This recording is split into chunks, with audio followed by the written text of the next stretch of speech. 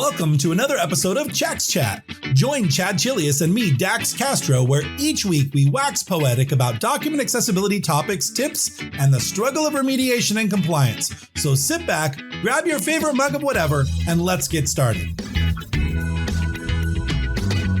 Welcome, everyone. Today's podcast is sponsored by Creative Pro Week. The Creative Pro Week conference is in Phoenix, Arizona this year and is on June 5th through the 9th. And it's an amazing conference for design professionals. And this year also includes some accessibility sessions by yours truly, Dax, and myself.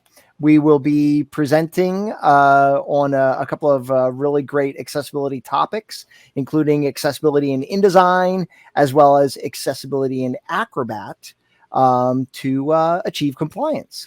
And not to forget accessibility in PowerPoint, Chad. I worked really hard on my handout for this session is 31 pages long. I put my heart and soul into this handout for the class. So if you've ever wanted to learn about accessibility for PowerPoint, I highly suggest you come and I think our session that we're kind of going InDesign to Acrobat is really going to be a really cool session too, Chad. I'm excited for people to see our new document. I used ChatGPT to put all the text into it, so we'll talk about that a bit in the class. But it's going to be an amazing week. I'm really looking forward to it.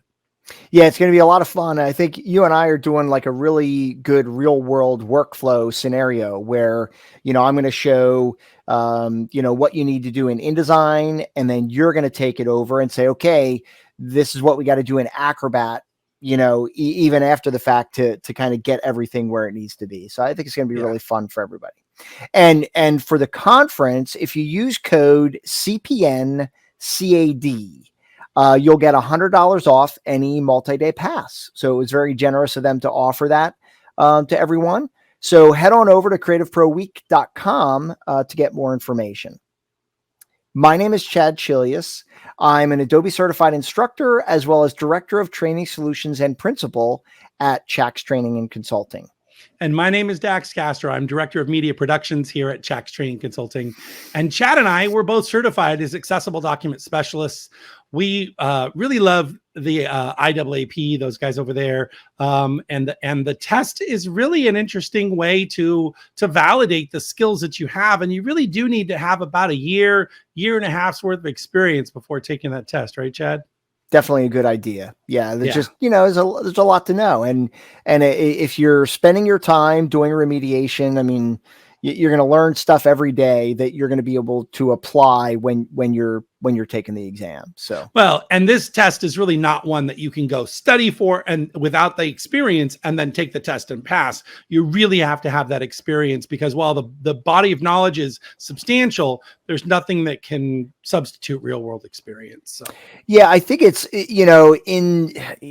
throughout my career, I've taken a lot of tests, right, for different certifications. And there's a term we often used, which is called a paper tiger. Mm-hmm. Which is somebody who's just really good at taking exams, right? Mm-hmm. Who just like have a natural knack for taking exams. And I would say this one would be a really tough one to do that on, right? Yeah. I think you and I helped to write the questions, and as part of that process, you have to have the correct answer, but then you also have to have really good distractors, right? Like wrong answers, but makes you think, right, a little bit. So, it was one of the interesting parts about actually creating the questions was it wasn't just the right answer. We spent as much time talking about the right answer as we did for the wrong answers and how what's too obvious, what's not obvious enough, what's asked in the right context, what is a cognitive barrier. All that stuff that I really had not thought about when it comes to taking tests really kind of surfaced when we're preparing for it. Yeah. And throughout the process, right. And we had professionals kind of guiding us through this. Right. And Sam's a great professional. Yeah. Yeah. And we kept referring to this thing that we kept referencing called the minimally qualified candidate. Right.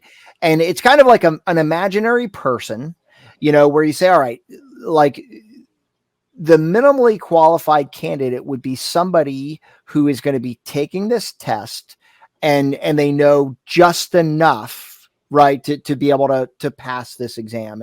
And so that's the person, the fictitious person we kept on referencing. It's like, okay, right, somebody who's like knows just enough, would they be able to get this question correct? So it was a great experience for sure. Yeah, absolutely.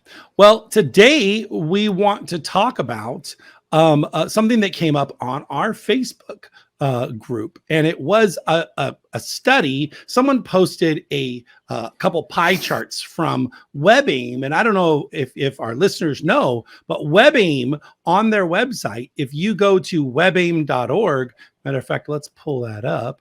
If you go to webaim.org and you pull up their website, you can go over to projects and then scroll down here. You can see they have 9 different surveys that they've taken over the years, which is actually interesting in itself, because you can go in and see how the results have changed over time. In fact, we're going to talk about one of those things when it comes to screen readers. But in Survey 9, which is the most recent one, this was done in May and June of 2021. The sample size was only 1,568. So while you would say, well, that's not a large enough sample size to be national statistics, it is all we have. Right at this point, there's not a lot of surveys being done nationwide. So while it's not what I would consider, I'm going to rely on this as the definitive answer, it does give us insight into the world of people who use screen readers on a daily basis and what their experience is, right? Absolutely. And, I got to say, like, WebAIM is a really great resource for a number of different things. And to be honest, Dax, it's something we don't talk about enough, I think. WebAIM is a great resource. And, if you've never gone there, definitely check it out, because in this episode, we're going to be talking about this screen reader survey, which showcases a lot of really interesting information that is helpful for those of us making PDF files compliant, right? Yeah. But WebAIM is also just overall a really great resource for people to kind of have in their back pocket to utilize. Well, the post that we had on our Facebook group said it was interesting that most people prefer Word docs over PDFs for digesting digital content. And it got me a little upset, because PDFs get a bad rap, and mostly because it's what I call garbage in, garbage out syndrome. If you make a bad Word doc, you're going to get a bad PDF, right? And but we'll get there. Let's look at this first one here. This is statistics for screen readers, right? And so last year, if we were to pull up, maybe you can do that, Chad. If we were to pull up last year's statistics from Survey 8, we would see a different graph. This year, JAWS is now firmly number 1 over NVDA. JAWS is a paid program, and it's definitely one that is a more robust, I think, as far as features go. And but it's followed closely behind is NVDA, right? And if we look at Chad's share screen here, Chad. So Chad's navigating to the screen reader statistics from last year, right? Yep. So scroll back. I'm sorry. Scroll back up.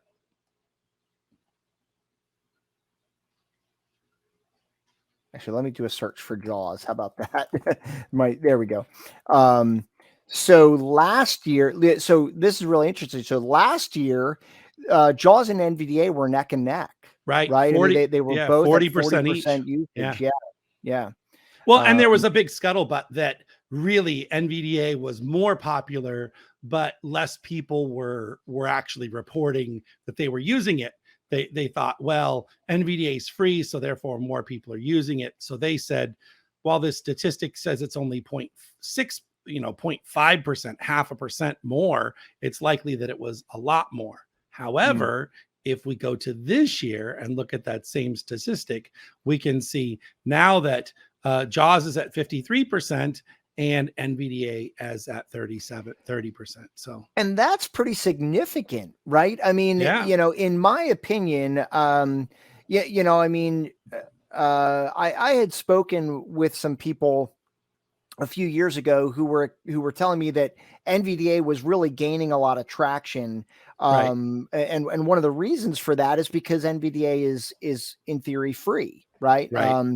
Where now that being said, I mean, I don't think price is a really great distinguisher on that, because JAWS is $100 a year, right? Sure. I mean, it's not like it's like $1,500 or something like that. So you're what does that come down to? $8 a month or something like that. Right. So it really not an expensive tool compared to, the tools you and I use on a daily basis. So I think price is less of a factor anymore. And maybe it's just general usage. I mean, you and I have talked about some of the differences between JAWS and NVDA. And I will say that JAWS has some really nice features that maybe users are really embracing. One of the features, Dax, was the being able to save your spot. Yes. So if adding you a marker, jump to adding a marker and going to another location at document, you could just say, take me back to where I was. Yeah. That is really cool. As somebody who uses a screen reader, we both do. That is something that I could definitely leverage on a regular basis. Well, the problem is, for people who don't use a screen reader, let's talk about what that problem is. Let's say you have a link to a footnote, right? Maybe an end note is a better example, Dax, right? Right. But if you have an end note, and the entry will have a number at the beginning that has a hyperlink, and then the entry for the end note. And the idea is, when you click on the reference in the body copy, it takes you to the end note.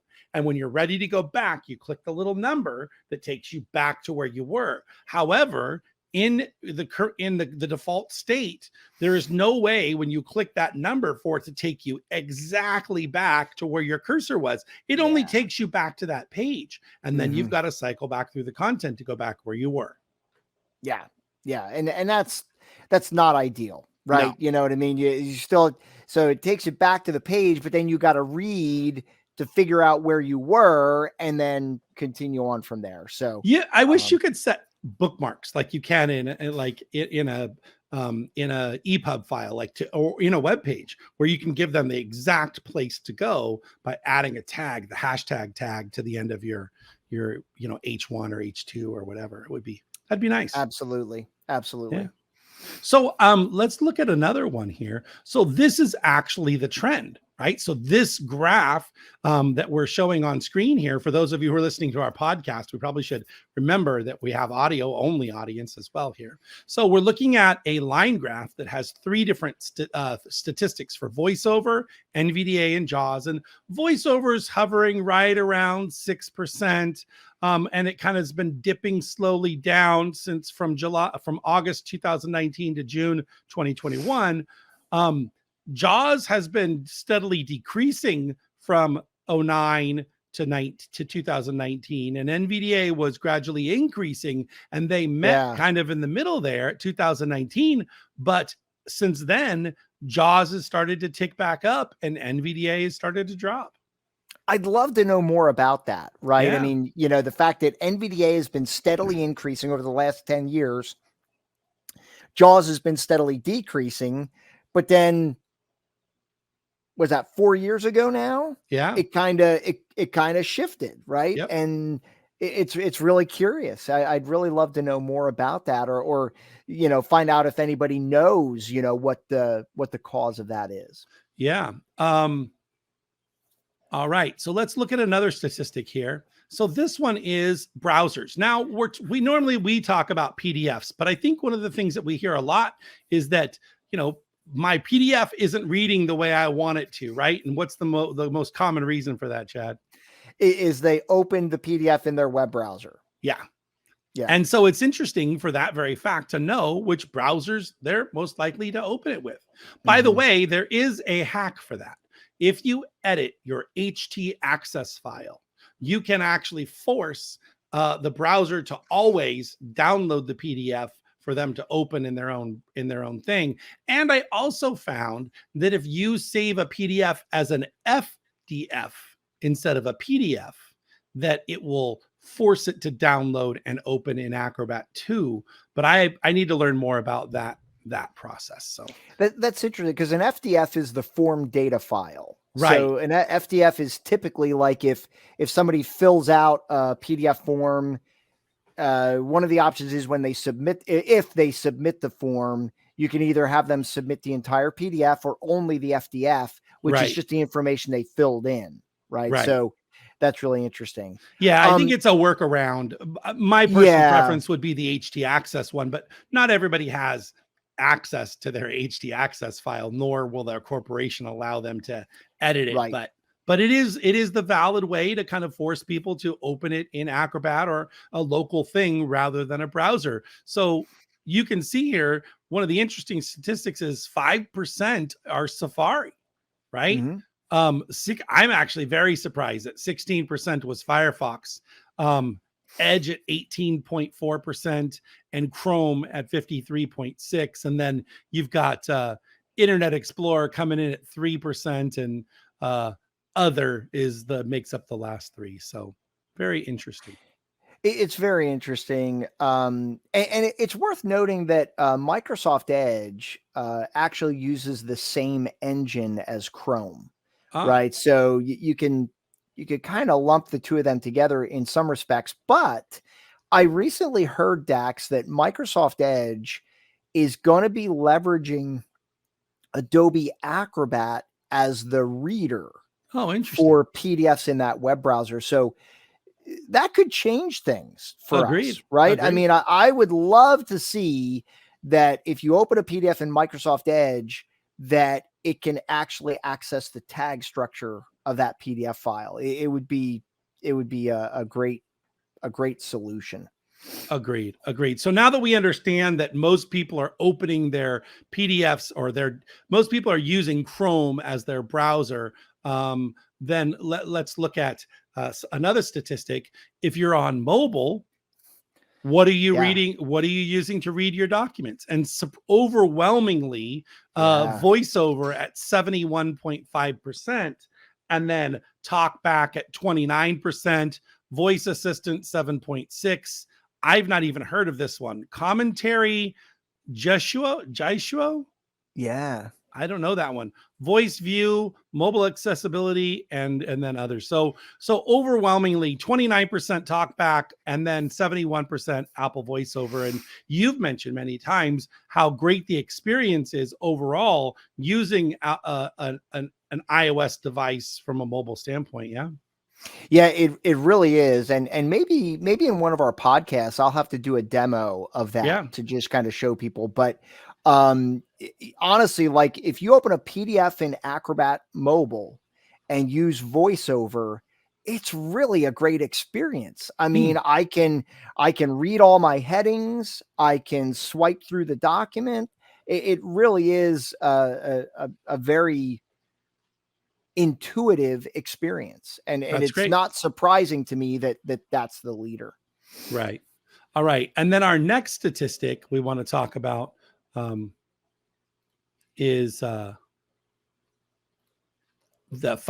people are finding information. Yes. And this one I thought was really affirming for me, because we always say headings are your primary navigation. And if you have a crappy document and haven't done anything for accessibility, if you simply get your heading levels right and make it well organized, it makes for a much better user experience. And this pie chart shows overwhelmingly 67.7% of people that use a screen reader navigate using headings. Yeah. And I find this really curious, because if you go back to that previous statistic that you showed, Dax, about people preferring Word documents, right? Uh-huh. You know, you and I have talked so often about how most people use Word correctly when they're building a document, right? And in Word, if you're not using headings, you're not going to have that ability to navigate the heading structure. So it makes me think that Word just natively is a better experience than a poorly created PDF file. Oh, 100% agree. I feel that that's where we are, right? Yeah. Because you and I know that a well-created PDF file surpasses Word. Yep. In many regards. So yeah, it's just a very interesting, it's useful information to know. Well, it's really a lot about level of effort, right? I mean, when you talk about how much time it takes to make a Word document, then export it, then edit the PDF, if you've got complex tables or maybe a complex graphic or other things, all of that takes some time. And you may want a different user experience. You may want it to be more advanced, and maybe you don't do it correctly. The resulting PDF is going to be more difficult to read versus keeping your tables simple, keeping your graphics simple, and using Word the way Word was designed. You're going to get a much less time intensive effort to produce an accessible PDF. So we'll get to that statistic in just a few minutes here, but using headings to navigate a document is 67.7. Using the reading the page just overall was at 8.1%. People ask, well, don't they, people kind of assume that most people, when they're reading a PDF, will start at the beginning and just kind of work their way down. Well, really, this statistic shows that only about 8% really do that. And that 13%, 13.9 use the find feature, right? Yeah. And I guess, that really comes down to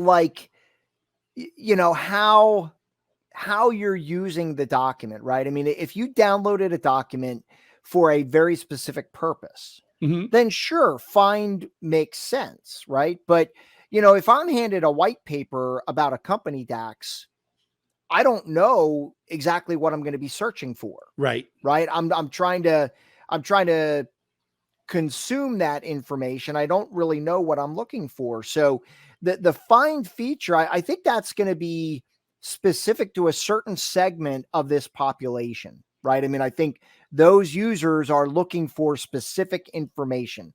They downloaded the file and I'm trying to figure out how much vacation I have this year, right? And they know exactly what they're looking for. Well, and what I find in here that's interesting, what's not in here is bookmarks. Yeah. Right? Yeah. Because if for me, when I open a document that's long, the first thing I do is open the bookmarks. When I'm using a screen reader, the first thing I do is open up the list of elements, right? So everybody's different, but definitely I'm going to use headings to navigate that document to try to figure out where that information is. So we talked about that, Dax. Didn't we discover that getting to the bookmarks in a PDF is tricky using a screen reader? It's a toggle. You press F6 and it moves from the top tool pane to the bookmarks pane and then to the content on the page pane. But yes, it can be clunky. So I don't think a lot of people do use that feature. So so the next one is that most people here, this pie chart shows 52.8% find headings very useful and 32.9 find headings somewhat useful. So of all of them, 84, almost 85% of people say, give me headings in my document, right? Yeah. Right? And that's great for us, Dax, right? Because when I'm demoing a screen reader, or when I'm trying to convey to people what the experience is like for somebody using assistive technology, right off the bat, I show that I can read all the headings in the document, right? Yeah. And this is really affirming because that tells me that yes, native AT users are doing the same thing. Right. All right. So our last statistic here. And this one is document accessibility. So this was the one that somebody had posted on our Facebook group and said that the majority of people prefer a Word doc over a PDF. And in this pie chart here, I'll zoom way in. This pie chart shows that, let me get back to it, that 68.9% of people prefer a Word doc for accessibility over a PDF, and a PDF is at 12.9, which is only slightly above an EPUB at 10.6. So I definitely an interesting thing. And I've heard people say, do not give me the PDF, copy it all out into a Word doc and give it to me that way. And my head wants to explode, because as a person who creates well-tagged PDFs, I don't understand the logic of that. Yeah. But you and I were talking about that, about the logic of why a Word doc is generally considered more accessible or readable than a PDF, right? Yeah. And fundamentally it's because, just people aren't creating PDFs correctly. Right. Yeah. And it's my goal to raise that number for the next survey. Right. Yes. We're going to crank that number up. Yeah. Well, and of the people, 1,036 said they preferred Word, 194 PDF, 160 EPUB, and 113 other, right? And then from from which, so that initial said, the initial one was, which document to format do you find most accessible? And then right along that, the next question was, which format do you prefer to read? And it follows in the same basic format, that 60% say Word is better to read, 17% for PDF. So I really think that it is sad. It's one of those things where we talk about this principle all the time: garbage in, garbage out. If you have a poorly designed Word doc, a natural screen reader is going to be able to force its way through the content, and if nothing else, read it in the order you presented it. But if you made a bunch of floating text boxes and you have copies, images of text, and all sorts of other stuff, which actually brings me up to a good point. If there's a bunch of stuff wrong with the document, as a blind person, you may not know that you're missing a bunch of information, right? Yeah. If someone pasted a bunch of JPEGs of tables into a document, that's not accessible. But I don't know that a screen reader user would really know that they're missing out on all of that information. Yeah, or if some of the content in the document is not tagged, right? I mean, right. they don't know that they're missing that information. So it's a tricky thing to answer. You know what I mean? And it's also tricky to kind of gauge the reasoning behind, why people answered the way they do. I mean, we've spoken to a couple of people in the past, Dax, where they're like, 9 out of 10 PDFs I open, I can't read. Yeah. And that's a shame. Right. I mean, that's sad, but you can't blame the format for that. Right. It's not the format's fault. It's the process. Right. And, our job, what we're trying to do, what we've been trying to do for many, many years, is trying to educate people and get them to understand with fairly little effort, you can produce a very accessible PDF file. Well, when I went to Access U, we were sitting at lunchtime and there was a panel up on stage and they were talking about accessible PDF or accessible PowerPoints. And one of the people afterward, I had walked up to her, and she's a blind person. And I said, hey, I'd love to give you, I explained to her my technique of breaking apart a graphic like a flow chart or a water life cycle chart, right? And I explained to her my process of breaking it all apart and then adding alt text to the pieces and some of the things that I was doing. And she's like, that sounds wonderful. I've never actually read an accessible infographic. And my heart just sank. I don't understand that. Yep.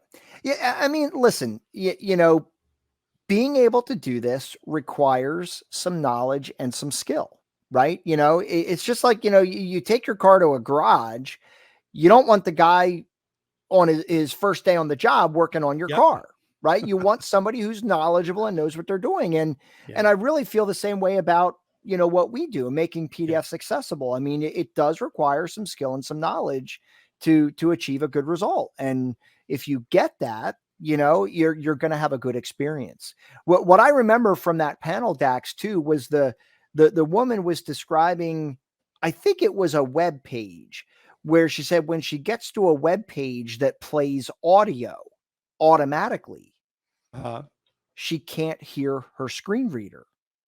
Yes. And so she said she does a select all, copies it, and pastes it into a text file and reads it that way. So she's not fighting with the audio on the website. And I'm like, oh my gosh, because it's a really good example. You can't hit mute because then you can't hear your screen reader. You know what I mean? So it's really a sticky wicket, right? You know? Well, and I took a class at Access Q by a guy named Wayne Dick, who his whole class was how to use Word as a screen reader. And so what he was doing was teaching his whole entire process of copying from the web, pasting into a Word doc, reading a few things. And if he wanted it, that he had a bunch of styles already set up so that he could actually go in and apply those styles to his document, because he's a low vision user. And so for low vision, he wants the fonts at a certain size. He doesn't want it to break, all of that. So he uses Word as a low vision screen reader experience. And I thought it was really interesting. It helped give me some insight as to some of the workarounds that people are using when they're trying to digest inaccessible content. So listen, I mean, when you throw up barriers to people, they're going to do whatever they need to do to be able to read that content. Yep. You know what I mean? You know, you throw a roadblock in their way, they're like, well, I need to read this. How do I get it done? You know, resiliency, man. Resiliency. Yeah. You know, it's like somebody said, I may be blind and a screen reader user, but I'm not dumb. Right. I mean, exactly. Some of the smartest people I know are people who have learned ways to overcome their disabilities, because I watch people on TikTok and a few other places that a guy has no arms and one leg, and he's getting dressed all by himself. And this is not a pity. Oh my gosh, look how great he is. I'm like, holy shit. You tie one arm and you tie my hands behind my back and say, put your shirt on. I'm stuck. That's not happening. Right. Yep. And so the idea that people, you know, I watched this little baby was eating with a fork using her toes. And, you know, she was, I don't know, 3. And she was getting that fork. It took her a bit to reposition the fork to learn how to get it to be in the right position so that when she got it to her mouth, it didn't automatically dump out the food.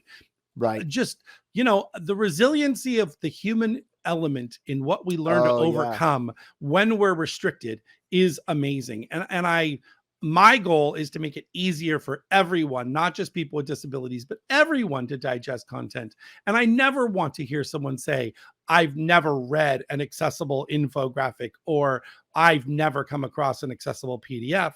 And honestly, it's one of the main things that fuel why I do what I do. So. Absolutely. Yeah. And I mean, that's a really bad statistic. Yeah. Like, you've never read an accessible PDF file. That absolutely stinks, you know? Yeah. Because between the two of us, we're creating a ton, you know what I mean? So we've probably made, well, let's see, if you think about the accessibility remediation work we've done, since we started our CHACS training consulting, we have done more than 100,000 pages worth of accessible content. Yeah. So, you know, but 100,000 compared to 2 billion or whatever the crazy number is on the web. I know. Okay. I know. What good are we really doing? But I'm going to keep moving on, man. No matter what, I'm out there doing it. So absolutely. Well, looking forward to seeing you at Creative Pro Week, Chad. It's just another couple weeks, a week away ish. A week and a few days, and I think it's 2 weeks. Nice. I think it's 2 weeks because today's Monday and Creative Pro Week starts on the 4th, so that's Monday too. Yep. So we've got 2 weeks left, and still have some work to do to get ready for it, but that's okay. We're getting it done. Awesome, guys. Well, once again, I want to thank Creative Pro Week for being the sponsor for today's podcast episode. Again, just to remind you guys, it's from June 5th to the 9th. I think I misspoke there. I previously said the 4th. The June 5th to the 9th is Creative Pro Week. And remember, you could use the code CPNCAD to get $100 off any multi-day pass. And we hope to see you there. Until next time, my name is Chad Chilius. And my name is Dax Castro, where each week we unravel accessibility for you. Thanks, guys.